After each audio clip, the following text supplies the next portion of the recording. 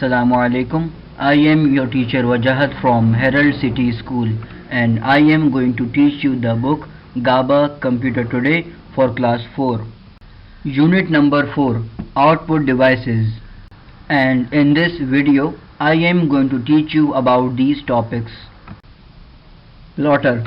Plotter is like printer, and it is used to print large and high quality drawings like maps and graphs, and it is generally used by architects and engineers.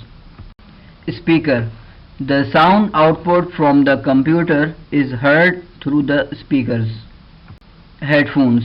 Headphones are like speakers, but it is private and only the person wearing the headphones can hear the sound. Projector. Projector shows the image on the large screen like wall and whiteboard.